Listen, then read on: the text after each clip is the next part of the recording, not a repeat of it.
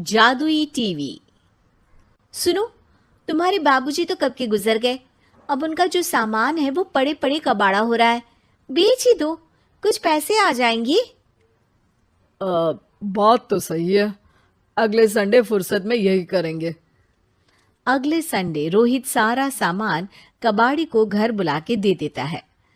तभी उसकी नजर बाबूजी की पुरानी टीवी पर जाती है, जो इतने सालों तक कूड़े में पड़ी थी, फिर भी चमचमा रही थी। टीवी तो देखो, जैसे एकदम नई हो। हाँ, बाबूजी को टीवी देखना बहुत पसंद था। उनका सपना था कि वो टीवी पे आए। एक बार मौका भी था जब वो अपने गांव के गाने सुनाने किसी चैनल पर जाने वाले थे, पर मैं और मेरा भाई लड़ पड़े और बाबूजी को घर पर ही रुकना पड़ा। चला के देखें क्या? हाँ हाँ, क्यों नहीं, देख लेते हैं। पर शायद ही चले। बाबूजी ने उस लड़ाई के दिन के बाद टीवी देखना ही छोड़ दिया था। टीवी चालू करने के लिए उसमें केबल वायर लगा दिया जाता है। एक न्यूज चैनल चालू हो जाती है। स्वर्ग की सीढ़ी के रास्ते हैं तीन, तीनों के तीन रास्ते हैं संगीन। पहला रास्ता है सांप की बीन, दूसरा रास्ता घर में बिछा कालीन, तीसरा रास्ता कलकत्ता से चीन। ये क्या बकवास खबर है, कुछ अच्छा लगा दो। अरे आप बोलो तो सही, कोई अच्छी खबर सुना देता हूं।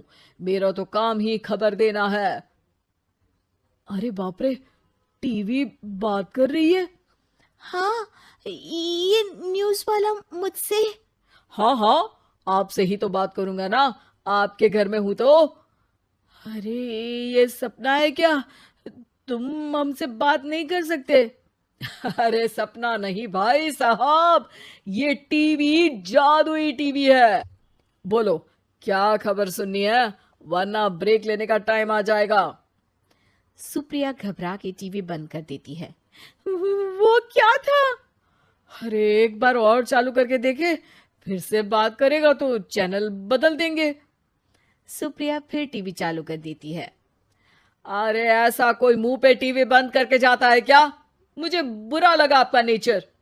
चाय पानी तो पूछो। सुप्रिया टीवी के बटन से चैनल बदल देती है। अब टीवी पर एक फिल्म चल रही है। अरे ये तो सूर्यवंशम है ना? हाँ, और ये ठाकुर को जहर की खीर दे दी और उसको पता भी नहीं है। ए भाई, खीर मत पीना, उसमें जहर है, मत पीना। ठीक है महाशय, जैसा आप कहें। हाँ। अरे, आपकी बात मान ली, पूरी पिक्चर ही अब तो बदल जाएगी। मतलब ये सच में जादुई टीवी है? तभी वहां कबाड़ी आ जाता है। भैया, टीवी के 150 रुपए दूंगा, चलेगा?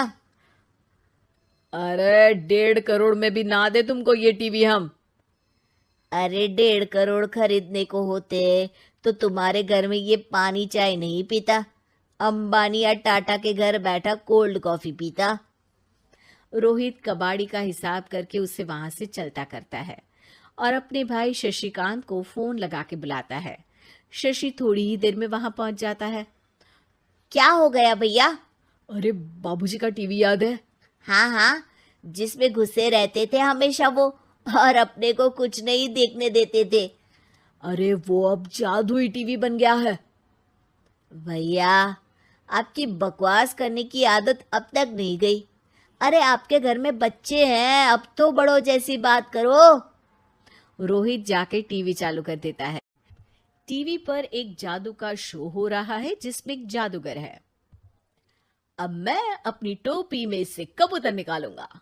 श्रिंग ब्रिंग शरिंग बम फोपा फुफी फुफा बाउ।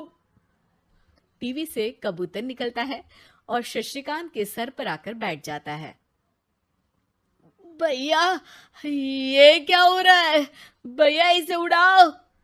ए कबूतर, जा जा, कबूतर चल निकल। अब मैं टोपी में से सांप। सांप सुनते ही शशिकांत कांप जाता है और भाग के टीवी बंद कर देता है। भैया, सॉरी भैया, मैं समझ गया ये सच में जादुई टीवी है, पर एक बार और ट्राई करते हैं। पर भाभी, कोई दूसरा चैनल लगाओ। हाँ, जिस पे डर ना लगे। सुप्रिया टीवी चला देती है और न्यूज लगा देती है। अरे कितने दिनों बाद मुझे याद आया, बताइए क्या खबर सुनाओ। और ये नया आदमी कौन है? ये मेरा भाई है शशिकांत। ओह यस, वही है ना जिससे तुम लड़ लिए थे किसी बात पे, और तुम्हारे बुढ़ाओ पिताजी गुस्सा हो गए थे और टीवी को संन्यास दे दिया था। हैं? तुमको कैसे पता ये सब? इस टीवी में रहने वाले आदमी से लेकर कबूतर तक को तुम्हारे बाबूजी और तुम्हारी बातें पता है, इसलिए तो ये जादुई टीवी है। ये टीवी क्या कर सकती है वैसे? तुम जो मांगो दे सकती है। कहानी बदल सकते हो, खबर बदल सकते हो, कोई चीज मांग सकते हो। अरे भैया, ये टीवी मैं लेके जा रहा हूँ। बाबूजी का लाडला तो मैं ही था ना। अरे ऐसे कैसे? मैं बड़ा बेटा था, अब तक मेरे घर में टीवी थी ना। अब तक कहाँ गए थे पिताजी के लाडले? तुम्हारी गलती का एहसास भी है। अरे भैया ज्यादा ना बोलो वरना भूल गए, आपके दांत तोड़ दिए थे मैंने उस लड़ाई में। मेरी बीवी के सामने मेरी बेइज्जती करता है। रुक। दोनों भाई हाथापाई पे उतर जाते हैं। रुक, बताता हूं तुझे कि कौन बड़ा है। अरे छोटे का दम तो देख लीजिए आप। ये खबर आपके बाबूजी को देता हूं। तभी टीवी अचानक बंद हो जाता है। अरे शायद टीवी नाराज हो गया। और लड़ लो, आए बड़े खली बनने। टीवी से एक तेज रोशनी निकलती है और टीवी में बाबूजी दिखाई देते हैं। बाबूजी आप? इतना चकरा क्यों रहा है? अपने बाप को नहीं पहचानता क्या? ये तो ऐसा ही है बाबूजी। प्रणाम बाबूजी। अरे चुप कर, तुम दोनों ही उल्टे हो। तुम्हारी वजह से मैंने टीवी में आने के सपने को छोड़ दिया, तुम्हारी लड़ाई की वजह से। और तो और, जितना मैं अपनी बीवी को नहीं देखता था उतना टीवी को देखता था, वो भी छोड़ दिया तुम दोनों की लड़ाई की वजह से। और अब मरने के बाद जब मैंने टीवी को जादुई टीवी बना दिया तो भी तुम इसका फल लेने की जगह लड़ रहे हो। अरे तुम तो लायक ही नहीं हो। अब तुमको बाबा जी का ठुल्लू भी नहीं मिलेगा। बाबूजी चले जाते हैं। टीवी बंद हो जाता है। रोहित और शशिकांत गिड़गिड़ा के टीवी के सामने हाथ जोड़ के बाबूजी को बुलाते हैं, पर टीवी सिर्फ धुआं निकालता रहता है।